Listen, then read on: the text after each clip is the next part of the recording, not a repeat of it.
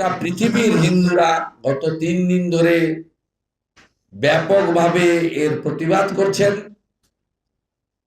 মানবতার পক্ষে যারা তারা প্রতিবাদ করছেন এবং আজকে দিল্লিতে হাই কমিশনারের অফিস সহ ভারতবর্ষের বিভিন্ন প্রান্তে শুধুমাত্র বিশ্ব হিন্দু পরিষদ বা ভারতীয় জনতা পার্টি বা কোনো রাষ্ট্রবাদী সনাতন সংস্কৃতিকে সম্মান জানানো সংগঠন নয়, সাধারণ মানুষরাও রাস্তায় নেমেছেন।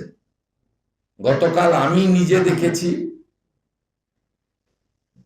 2 ঘন্টার আহ্বানে হাজারে হাজারে মানুষ কাল কিভাবে আমাদের সাথে হেঁটেছেন। আমি নিজের চোখে দেখেছি, বাস থেকে, হলুদ ট্যাক্সি থেকে, অটো থেকে, রাস্তার দুপাশে থাকা বিভিন্ন বিল্ডিং থেকে আবাসিক এবং কর্মরত লোকেরাও কিভাবে কালকে সামিল হয়েছে। অর্থাৎ গোটা বিশ্বের সনাতনীরা, হিন্দু সমাজ,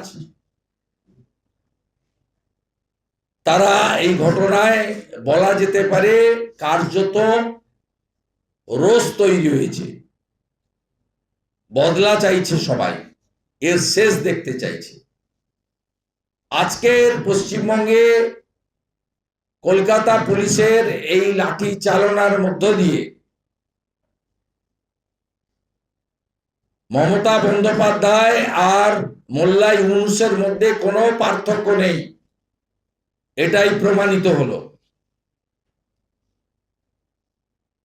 ওপারের হিন্দুরাও বাঙালি হিন্দু, আর আজকে যাদের 3 জনকে আটকেছে, 10 জনকে মেরেছে, 3 জনের মাথা ফাটিয়েছে, একজন মহিলা ভমিটিং করছেন, তাকে এমার্জেন্সি শিফট করছি, আমরা ক্লোজ মনিটরিং করছি।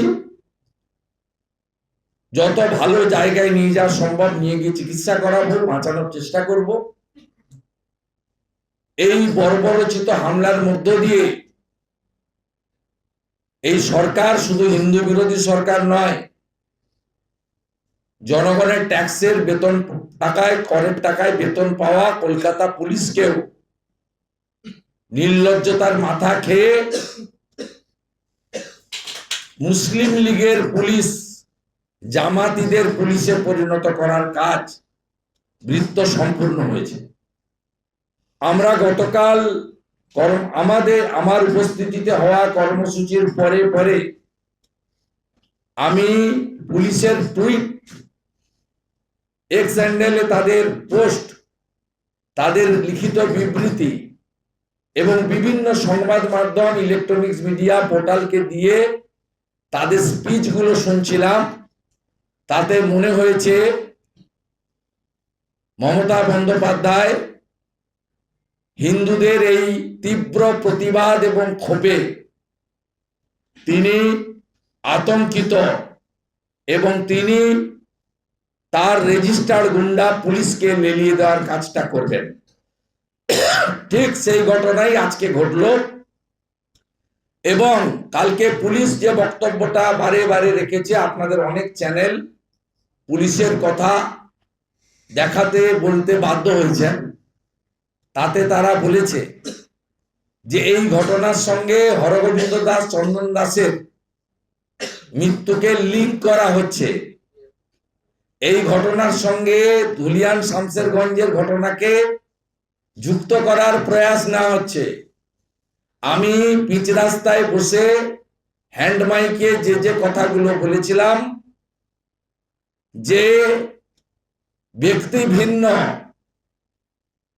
আক্রমণকারীরা একই, জায়গা দুটো আলাদা, পদ্ধতি কার্যত এক। অর্থাৎ এপারের হরগোবিন্দ দাস, চন্দন দাস, ওপারের দীপুচরণ দাস।